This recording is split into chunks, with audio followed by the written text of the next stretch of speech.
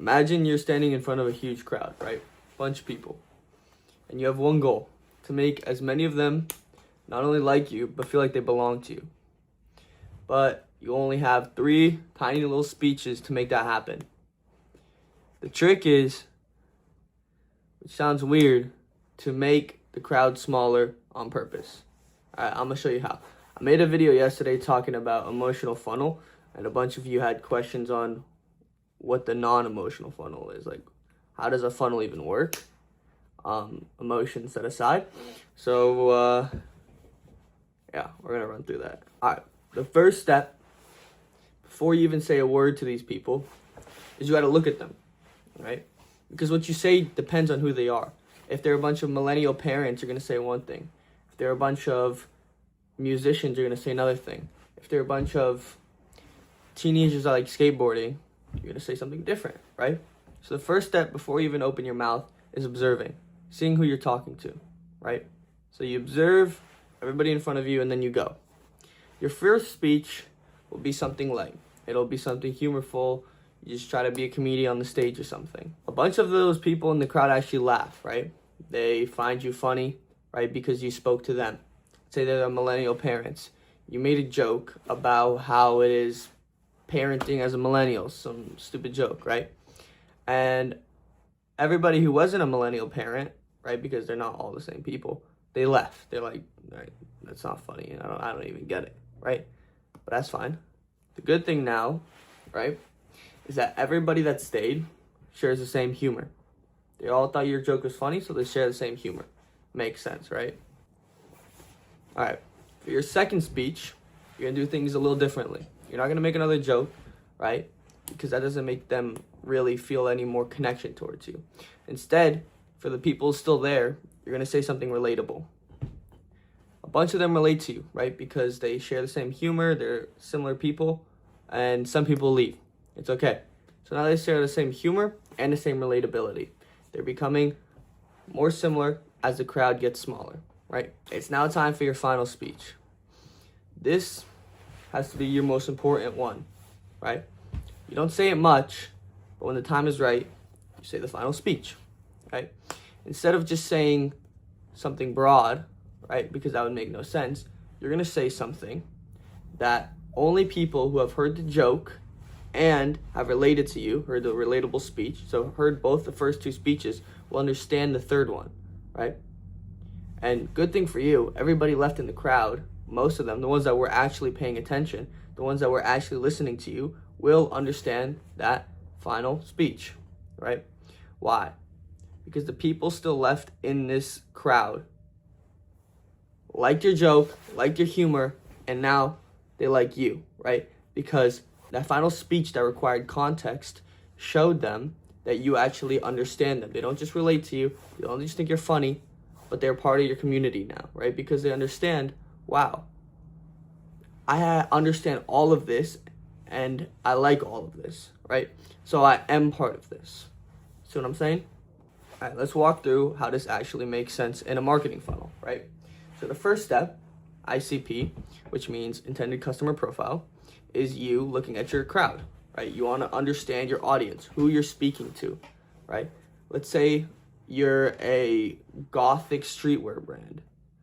You're not going to make jokes about like cars, like you're a car brand, right? Because that makes no sense.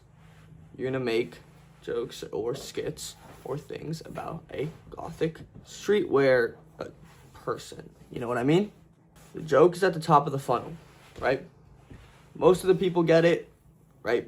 But no context required except for being the person that you're talking to, right?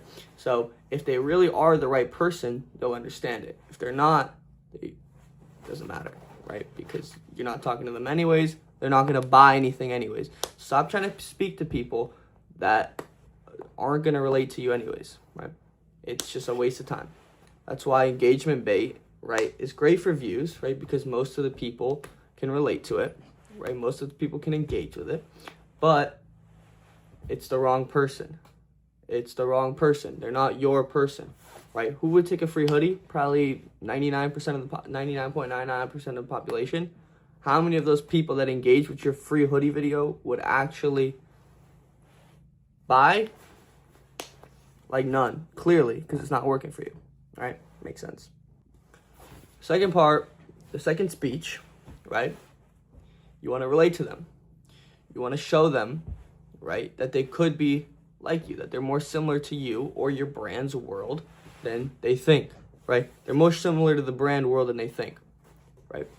So if you are, let's go back to the Gothic streetwear brand, right?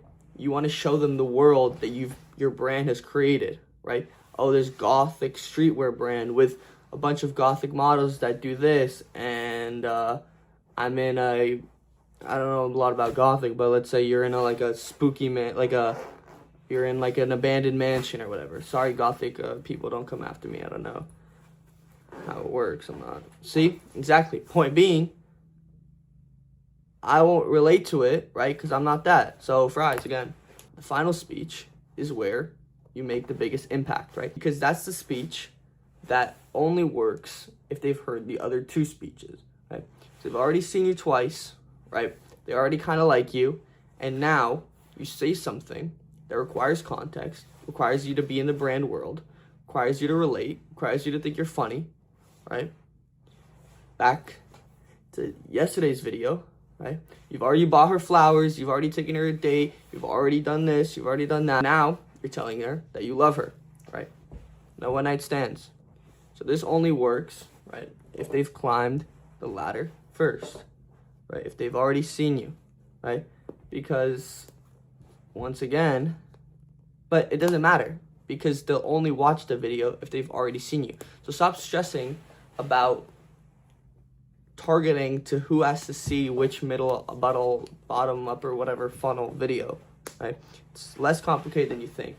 The people that understand will watch, and the people that don't won't. So if you have the most broadest video, they'll understand. And if you have the most niche's video, they'll understand if they've already understood these, right? So it kind of works by itself. The algorithm is like the crowd leaving, right? You don't care about the people who left, right? Because the people who are still here are more important to you. Make sense? It does it by itself. So being liked and feeling belonging are two different things, obviously. Belonging is when you've shared enough context with somebody, like inside references, your own branding language, your color palette, your models, inside jokes, things like that. That's the funnel that you're building. Make sense yet? You're not just building like a bunch of buyers. You're building this community that understands the same references, right? Because that's more powerful than 20 people that all don't know each other and they all like different stuff. Makes no sense. So when you finally say that last speech, they're like, oh, I get it now. I'm inside of the brand's world, right? I'm part of this. So you can't miss that one. In terms of ratio, it doesn't really matter. You could do like 50, 30, 20, something like that. Really whatever you want. Kind of just work on whatever's not working, right? So if your outer funnel isn't getting any views, then just post more of those. If your inner funnel isn't doing good, then just post more of those. If your bottom funnel sucks, post more of those. Right? You just kind of got to determine your brand health and move from there. So just to finish it off, stop trying to make everybody like you, right? You don't want this huge crowd. You want a crowd that understands you and your brand, all right? You want them, so when you say the final thing, they realize, oh, I'm part of this community. I'm home, right? I explained a little bit more of this, John, in the last video, so tap in with that. It's like one video ago. I'm not going to link it because I don't really know how to, and that takes too much work. Also, final thing, a few of you guys have been asking me, like, what type of videos should I post? Figure that out yourself. I don't know enough about your brand. Like, a lot of people ask cookie cutter questions for non-cookie things. Right? But yeah, you're gonna have to figure that one out yourself or by my course.